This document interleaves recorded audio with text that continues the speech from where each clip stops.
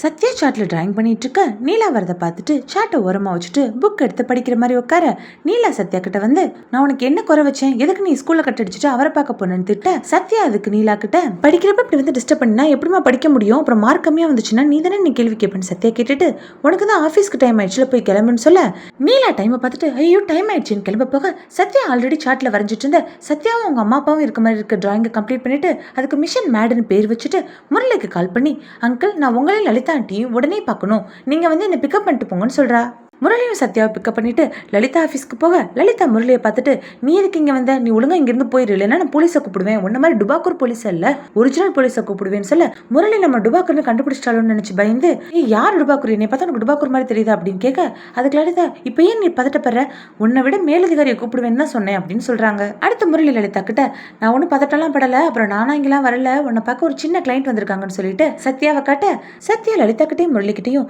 என்கிட்ட அம்மா அப்பாவை சேர்த்து வைக்கிறதுக்கான ஒரு பிளான் இருக்கு, நீங்க ரெண்டு பேரும் ஓகேவான்னு கேட்க நாங்க ரெண்டு பேரும் ஓகே தானே லலிதா சொல்ல, அப்புறம் எப்போ பதில் சண்டை போட்டுட்டே இருக்கீங்க, முக்கியமான பிளான் நல்லா ஒழுங்கா கேட்கணும், நீங்க ரெண்டு பேரும் ஓகேவா அப்படின்னு சொல்லிட்டு சத்யா வரைஞ்சு கொண்டு வந்திருந்தா ட்ரா எங்க காட்டுறா, அதுல மிஷன் மேட்னு இருக்கிறத பார்த்துட்டு அது என்ன மிஷன் மேட்னு கேட்க அதுக்கு Sathya mission mom and dad அப்படின்னு சொல்றா.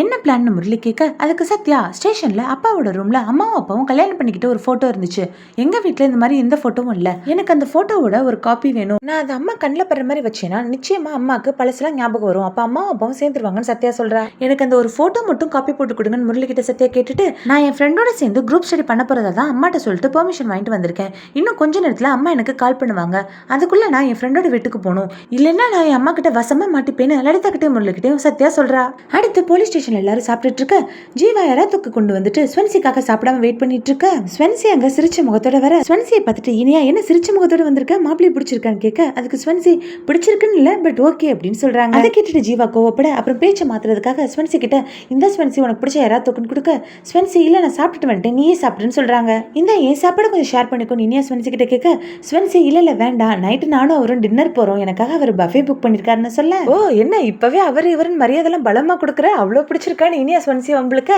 இதெல்லாம் பார்த்துட்டு ஜீவா கோவப்பட்டுட்டு, இந்த அந்த எராத்தொகை நீயே சாப்பிடுன்னு கவிஞன்ட்ட கொடுத்துட்டு அங்க இருந்து கிளம்பிடுறாரு. அடுத்து முரளி திருட்டுத்தனமா ராஜாவோட ரூமுக்கு போயிட்டு ராஜாவோட வெட்டிங் போட்டோவை திருட அப்ப ராஜா ஃபாரன்சிக் ஆபீசர்ஸ்ட்ட கால் பண்ணி பேசிட்டே அந்த ரூமுக்கு வர ஃபாரன்சிக் ஆபீசர்ஸ் ராஜா கிட்ட ரிப்போர்ட்ஸ் ரெடி ஆயிடுச்சு சார், இன்னைக்கு பாத்திரலாமான்னு கேட்க ராஜாவும் சரி பாத்திரலாம்னு சொல்ல அதுக்கு அவங்களும் ஓகே சார், சிதம்பரம் சார் அங்க வந்து உங்களுக்கு எக்ஸ்பிளைன் பண்ணுவாருன்னு சொல்லிட்டு போனை வச்சிடறாங்க. ராஜாவை பார்த்ததும் முரளி அப்படியே டேபிள துடைக்கிற மாதிரி ஆக்ட் பண்ண ராஜா காலை கட் பண்ணதுக்கு அப்புறம் முரளி கிட்ட, நீ என்ன அவ்வளவு சும்மாவா இருக்க, டேபிள்லாம் துடைச்சிட்டு இருக்க அப்படின்னு கேட்க அதுக்கு முரளி, ஆமா சார் என்ன பண்றது வேற வழி இல்லையே, நீங்க தான் டேபிள குப்பை மாதிரி போட்டு வச்சிருக்கீங்களேன்னு சொல்ல, ஆமா இங்க ஒரு போட்டோ வச்சிருந்தேனே பாத்தியா அப்படின்னு ராஜா முரளி கிட்ட கேட்க முரளி அந்த போட்டோ தான் எடுத்து அவர் பின்னாடி ஒளிச்சு வச்சிருக்காரு, அப்புறம் இப்படி ஆமா சார் பாத்தேன்னு சொல்லுவாரு. முரளி, இல்ல சார் நான் பார்க்கல, என்ன போட்டோ அப்படின்னு சொல்லி டேபிள் எடுத்து பார்க்க ராஜா அதெல்லாம் ஒண்ணும் இல்லை, நீங்க இந்த போ நானே தெரிக்கிறேன்னு சொல்லி முரளி அனுப்பிச்சு வச்சிடறாரு. அடுத்து முரளி அந்த போட்டோவை சத்யா கிட்ட மாதிரி காப்பி போட்டுட்டு ஸ்டேஷனுக்கு வந்துட்டு ராஜா கிட்ட, சார் ஏதோ போட்டோ தேடினீங்களே கிடைச்சிருச்சான்னு கேட்க ராஜா, இல்ல இங்கேயும் இல்ல, நான் கார்லயும் திட்டேன் அங்கேயும் இல்லைன்னு சொல்ல அப்புறம் ராஜா முரளி கிட்ட, அந்த அமேஸ் ஆபீஸ்ல இருந்து மாஸ்க் வாங்கினவங்க லிஸ்ட் எல்லாம் எடுத்துட்டியான்னு கேட்க அதுக்கு முரளி, இல்ல சார் அதெல்லாம் முனியாண்டி சார் நான் பாத்துக்கிறேன்னு சொல்லியிருக்காருன்னு சொல்ல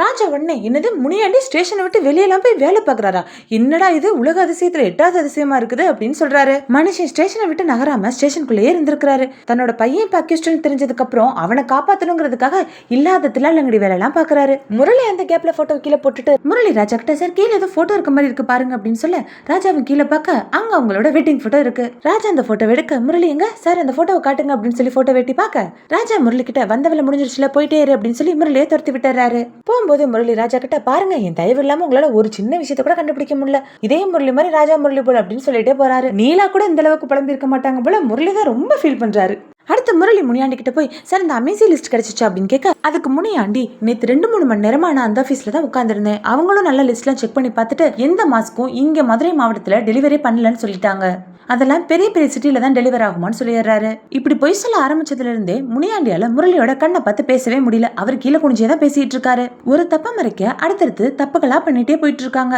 அந்த பசங்க பண்றது எப்படி தப்போ அதே மாதிரி இப்ப இந்த முனியாண்டி பண்றதும் தப்பு தானே, போலீஸே இப்படி பண்ணா எப்படி. அடுத்து சத்யா நீலா ராஜாவோட வெட்டிங் போட்டோவை நீலா பாக்கணுங்கிறதுக்காக அதை அவளோட ட்ரெஸ்க்கு நடுவுல வச்சுட்டு நீலா கிட்ட, அம்மா என்னோட ட்ரெஸ் எடுத்து கொடுமா அப்படின்னு சொல்லி கேக்குறா. நீலாவை போய் தேடி பார்க்க அங்க அவங்களோட வெட்டிங் போட்டோ இருக்கு, அதை பார்த்துட்டு டென்ஷன் ஆகுறாங்க. சத்யா தான் அதை பண்ணிருக்கான்னு நீலாக்கு தெரிஞ்சும் சத்யா மேல கோவப்படாம அந்த போட்டோ வாங்கி கிழிச்சு போட்டுட்டு சத்யாவோட ட்ரெஸ் எடுத்துட்டு ரூமை விட்டு வெளியே வந்துட்டு சத்யா கிட்ட, உனக்கு இந்த ட்ரெஸ் வேணும்னா முதல்ல எனக்கு ஹெட் மசாஜ் பண்ணுன்னு சொல்றாங்க. சத்யாவும் என்ன அம்மா கிட்ட இருந்து ஒரு ரியாக்ஷனையும் காணோம், போட்டோவை பார்த்தாங்களா இல்லையான்னு ஒண்ணு புரியாம நீலாக்கு ஹெட் மசாஜ் பண்ணி விட்டுட்டு இருக்கா. அடுத்த போலீஸ் ஸ்டேஷன்ல சிவகுமார் ஜீவா கிட்ட ஸ்டேஷனுக்கு பொருள் வாங்கின பில்லையும் ராஜாவும் முரளியும் விசாகப்பட்டினம் போயிட்டு வந்த பில்லையும் கொடுத்துட்டு இதை நீ நோட்ல என்ட்ரி பண்ணிட்டு கணக்கு டேலி ஆகுதான்னு பாருன்னு சொல்ல ஜீவா ஸ்வன்சி மெசேஜ் பண்ணி போனை பார்த்து சிரிச்சிட்டு இருக்கதை பார்த்துட்டு நம்ம என்ன கணக்கு போடுறது, அந்த ஆண்டவன் கணக்கு போடுறானே, அதை யாராலையும் மாத்த முடியலன்னு புலம்பிட்டு இருக்க. ஐயே வேணும் லூசு மாதிரி பேசிட்டு இருக்கான்னு சிவகுமார் நினைச்சிட்டு டே ஜீவா உனக்கு என்ன ஆச்சு அப்படின்னு கேட்க ஜீவா அதெல்லாம் தெரியாம கண்டினியூஸா புலம்பிட்டே இருக்காரு. அப்ப கவிஞன் அங்க வந்துட்டு சிவகுமார் கிட்ட நான் பாத்துக்கிறேன், என்ன நீங்க எதுவும் கண்டுக்காதீங்க அப்படின்னு சொல்லிட்டு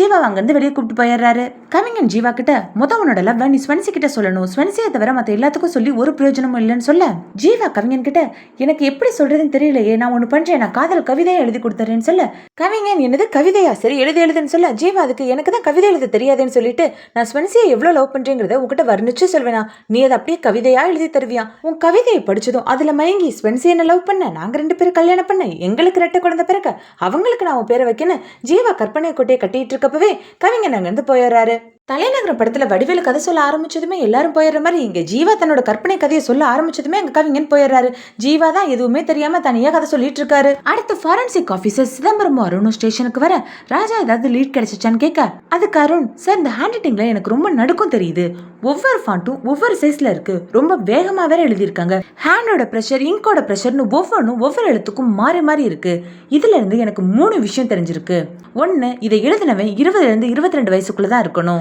2 அவன் லெஃப்ட் ஹேண்ட் பர்சன், 3 அவன் கண்டிப்பா ட்ரக்ஸ் யூஸ் பண்ணிருக்கான்னு சொல்றாரு. Arun kidnapper left hand person சொன்னதுமே ராஜா முகத்துல ஒரு ஒளிவட்டம் தெரியும். ஒருவேளை ஸ்வேதா ஹாஸ்பிட்டல்ல கத்திய காட்டி மிரட்டி போஸ்ட்மார்ட்டம் ரிப்போர்ட் திருடிட்டு போன பர்சன் லெஃப்ட் ஹேண்ட்னு சொன்னது ராஜாக்கு ஞாபகம் வந்து அப்ப சுரேஷோட கிட்னாப்பர் அண்ட் மர்டரர் தான் ஹாஸ்பிட்டல்ல வந்து போஸ்ட்மார்ட்டம் ரிப்போர்ட் திருடி இருக்கான்னு ராஜாக்கு தோணி இருக்குமோ. இப்படி அருண் கையெழுத்த வச்சு அந்த பர்சனோட டீடைல் எல்லாம் சொல்ல ராஜா சிதம்பரத்துக்கிட்ட சார் ஃபாரன்சிக் ரிப்போர்ட் என்ன சொல்லுது அப்படின்னு கேட்க அதுக்கு சிதம்பரம் அவங்க லெட்டர் எழுத யூஸ் பண்ண பேப்பர் காலேஜ்ல யூஸ் பண்ற ரெக்கார்ட் நோட் புக்கோட பேப்பர், 1 சைட் பிளைன் ஷீட்டா இருக்கும், 1 சைட் லைன் போட்ட ஷீட்டா இருக்கும். அந்த பேப்பரை நாங்க டெஸ்ட் பண்ணி பார்த்ததுல அதுல சோடியம் அண்ட் பொட்டாசியம் பெர்மாங்கனேட்டோட ட்ரேசஸ் இருக்கு, கண்டிப்பா அது காலேஜ்ல கெமிஸ்ட்ரி லேப்ல யூஸ் பண்ண நோட் தான் சொல்றாரு. இதை கேட்டுட்டு ராஜா அப்ப நம்ம அக்யூஸ்ட் வெளியே தேட தேவையில்லை, அவன் அந்த காலேஜ்குள்ளேயே தான் இருக்கான் அப்படின்னு சொல்லிட்டு இப்போ உங்களாலதான் எங்களுக்கு இந்த கேஸ்ல இவ்வளவு பெரிய லீட் கிடைச்சிருக்கு, ரொம்ப தேங்க்ஸ் சார் நான் உங்ககிட்ட சொல்றாரு.